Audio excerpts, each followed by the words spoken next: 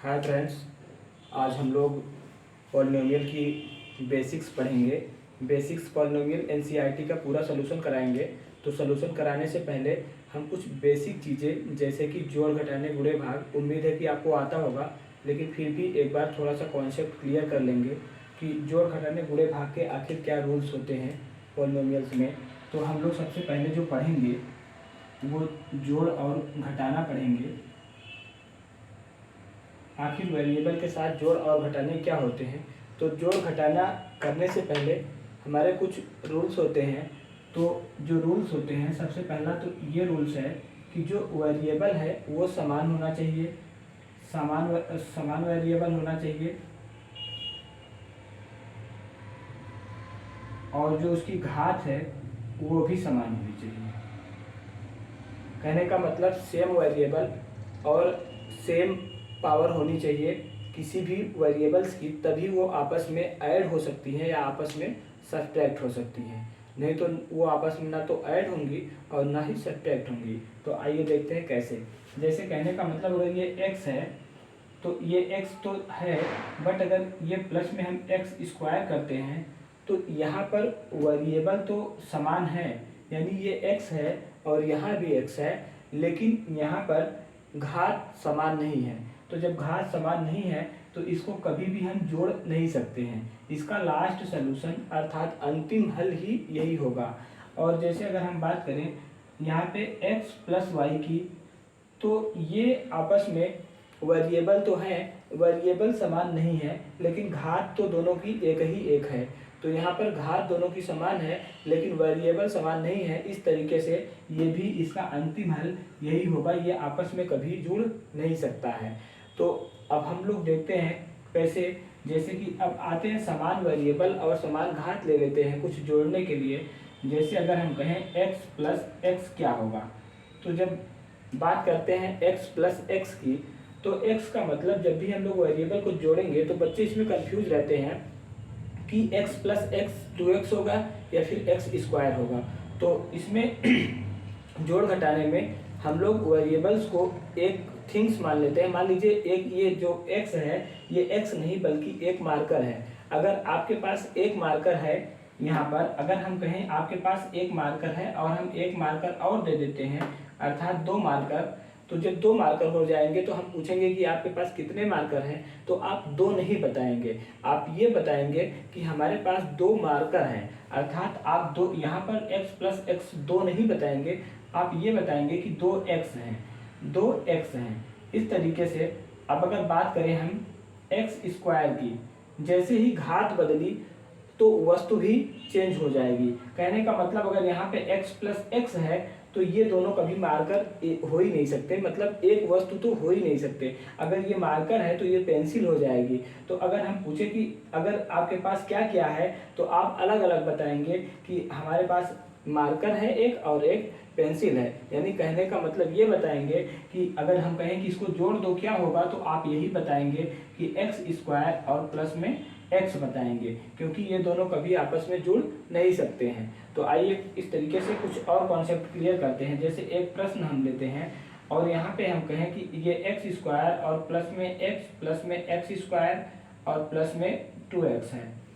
तो अब इसमें जब हम लोग जोड़ते हैं, एक से ज़्यादा पद आ गए, तो जब इसमें जब भी हम लोग जोड़ेंगे तो जोड़ने और घटाने के लिए हम यहाँ पर पहले ही दो नियम पढ़े हैं कि घात समान होनी चाहिए और वेरिएबल भी समान होना चाहिए। तो हालांकि यहाँ तो वेरिएबल तो सब समान है, लेकिन जो घात समान होगी वही आपस में जुड़ेंगे और वही आपस में घटेंगे। तो कहने का मतलब यहाँ पे एक्स स्क्वायर और यहाँ पे एक्स स्क्वायर, तो ये दोनों आपस में जुड़ जाएंगे क्योंकि ये दोनों एक ही वस्तु हैं। अर्थात एक एक वस्तु मिलके कोई दो वस्तु बना लेंगे। और यहाँ पर x जो है वो अलग वस्तु है, तो अर्थात यहाँ दो वस्तु और एक वस्तु तीन हो गई। तो तीन लिखना सही नहीं है, तीन के साथ जो वस्तु है हम लोग उसको भी लिखेंगे, यानी कि 2x स्क्वायर और प्लस में 3x लिखेंगे। अर्थात इसका अंतिम हल यही होगा। और इस तरीके से अब हम देखते हैं समान घात और समान वेरिएबल तो कर लिए, अब हम आते हैं समान घात पे करने के लिए। समान घात पे जब करेंगे तो कहने का मतलब ये है, जैसे कि अगर यहाँ पे x प्लस वाई क्या होगा, एक्स प्लस वाई क्या होगा, यहाँ तो वेरिएबल ही समान नहीं है, यहाँ पे वेरिएबल ही समान नहीं, तो ये कभी भी आपस में जुड़ेंगे नहीं, कभी जो ना तो जोड़ होगा इसमें ना घटाना होगा। तो अब बच्चे आप लोग समझ रहे होंगे कि जब जोड़ घटाना नहीं होगा तो ये कैसे एक्स वाई हो जाते हैं, वो गुणा और भाग में होते हैं। उसको हम लोग आपको जोड़ घटाना बताने के बाद गुणा भाग जब बताएंगे तो उसमें बताएंगे कि किस तरीके से ये गुणा हो सकते हैं, लेकिन अलग अलग वस्तुएं कभी भी जुड़ और घट नहीं सकती हैं। तो इस तरीके से जैसे यहाँ पे हम एक प्रश्न और लेते हैं, अगर हम बात करें x plus y plus 2x plus 3y, तो अब यहाँ बात करें तो अब यहाँ पर जो समान चर है, समान चर समान के साथ ही जुड़ेगी, कभी भी अलग के साथ नहीं जुड़ेगी। तो कहने का मतलब ये 1x है, यहाँ पे 2x है, तो इस तरीके से यहाँ 3x हो जाएगा, और यहाँ पे प्लस में 1y और यहाँ पे 3y है, तो इस तरीके से यहाँ पर 4y हो जाएगा। तो ये होगा। तो अब आते हैं थोड़ा सा और आगे बढ़ते हैं। अब आप लोग समझ रहे होंगे जोड़ घटाने का किस तरीके से करना है, तो थोड़ा सा और अच्छे क्वेश्चन की तरफ चलते हैं। तो कहने का मतलब अगर यहाँ पे हम एक्स स्क्वायर प्लस 2y प्लस y square plus z plus x plus y अगर लेते हैं, तो अगर ऐसी वैल्यू हम ले लेते हैं तो इसमें सबसे पहले हम ये देखेंगे कि जोड़ने के लिए हमें सबसे पहले ये चाहिए कि घात समान होनी चाहिए और ये वेरिएबल भी समान होना चाहिए। तो घात समान मतलब इसमें 3 वेरिएबल हैं, एक्स वाई और जेड। तो जो एक्स है वो एक्स के साथ जुड़ेगा, लेकिन कब जुड़ेगा, जब उसके घात समान होंगे तभी आपस में जुड़ेंगे, नहीं तो आपस में नहीं जुड़ेंगे। तो आइए देखते हैं कैसे। तो जैसे ये एक्स स्क्वायर है, अगर और कहीं एक्स स्क्वायर यदि है तभी ये जुड़ेगा, तो और कहीं तो इस प्रश्न में एक्स स्क्वायर नहीं है, तो इसलिए ये अकेले ही एक्स स्क्वायर रहेगा। अब बचा वाई स्क्वायर, तो वाई स्क्वायर भी अगर कहीं यदि वाई स्क्वायर और है, यानी कि ये अलग वस्तु हो गई, अब वाई स्क्वायर और कहीं दिखेगा तभी वो आपस में जुड़ेगी। तो इस प्रश्न में वाई स्क्वायर और कहीं नहीं है, तो इसको हम लोग ऐसे ही लिख देंगे। अब बचा y और x, तो अब जब y को हम लोग जोड़ेंगे तो यहाँ पर 2y है और यहाँ पर 1y है। इस तरीके से 2y और 1y मिल करके, यानी कोई भी दो वस्तु है उसमें हम सेम वही वस्तु अगर एक और रख देते हैं तो वो 3 वस्तु हो जाती है, अर्थात यहाँ पे 3y हो जाएगा और यहाँ पे x जो है वो अकेले है और जो z है वो भी अकेले है, अर्थात इसका अंतिम सोल्यूशन क्या होगा, यही होगा। अब इसके आगे इसमें न तो कुछ जुड़ेगा और न ही कुछ घटेगा। तो आइए हम लोग देखते हैं। अब हम लोग अगले क्रम में आइए देखते हैं। अभी हम लोग कुछ 1-2 प्रश्न किए, तो फिर अब आगे अगले क्रम में और भी क्वेश्चंस करते हैं। धीरे धीरे कॉन्सेप्ट क्लियर होगा आप लोगों का जोड़ और घटाने से। अभी आप लोग ये बेसिक चीज़ें हैं इसको सीख लीजिए, फिर हम एनसीईआरटी का पॉलिनोमियल चैप्टर 1 से सारे हल कराएंगे और आर डी शर्मा के भी सारे क्वेश्चंस कराएंगे। पहले हम लोग बेसिक्स पढ़ लेते हैं। तो आइए अगला क्वेश्चन देखते हैं। जैसे कि जोड़ घटाना गुणा भाग में सेम वेरिएबल और सेम पावर होने चाहिए। जोड़ घटाने गुणा भाग के जोड़ घटाने के लिए गुणा भाग हम लोग अगली बार पढ़ेंगे। तो आइए हम लोग यहाँ देखते हैं। जैसे क्वेश्चन लेते हैं, तो क्वेश्चन अगर ये है x square plus 3y square plus 4y square plus x square plus x plus y, अगर इस तरीके से है तो अब इन सबको हमें जोड़ना है। तो हम जोड़ने के लिए करेंगे क्या कि हमें समान घात और समान वेरिएबल की ज़रूरत है।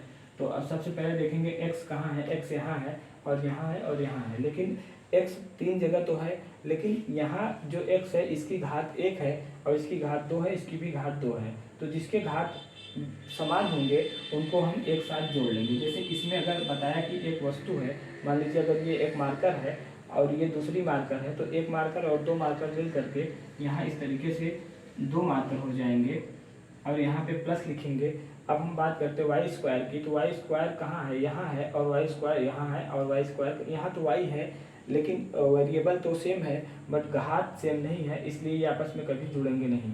तो आपस में कौन जुड़ेंगे, ये 3y स्क्वायर और 4y स्क्वायर ये आपस में जुड़ जाएंगे। इस तरीके से यहाँ जो होगा वो 7y स्क्वायर हो जाएगा। और अब हम आगे देखते हैं कि एक्स स्क्वायर और वाई स्क्वायर को हम जोड़ चुके हैं। अब कौन सी वेरिएबल और बची है, तो जैसे यहाँ पे x बचा हुआ है, तो x बचा हुआ है तो लेकिन x जब जुड़ेगा तो वो x के साथ ही जुड़ेगा, प्लस घात भी उसकी समान होनी चाहिए। लेकिन x और कहीं है नहीं कि जिसकी घात 1 हो, तो इसलिए हम इसको ऐसे ही लिख देंगे। और यहाँ पर बचा y, तो तो y की भी घात 1 है और इस पूरे क्वेश्चंस में इसमें y एक ही जगह है और कहीं नहीं है, तो इसलिए इसको ऐसे ही लिख देंगे, अर्थात ये जो अंतिम हल इसका होगा यही हो जाएगा। तो अब हम लोग अभी प्लस की बात कर लिए हैं, अब आते हैं माइनस पे बात कर लेते हैं। कहने का मतलब घटाने पे बात कर लेते हैं। घटाने में जैसे कि अगर हम 1 माइनस 1 जब करते हैं तो ये 0 हो जाता है, 1 माइनस 1 0 हो जाता है, लेकिन बच्चे कंफ्यूज होते हैं कि अगर हम x माइनस एक्स करेंगे तब क्या होगा। तो कोई दिक्कत नहीं, जैसे 1 माइनस 1 0 होता है उसी तरीके से x माइनस एक्स भी 0 होता है। कैसे?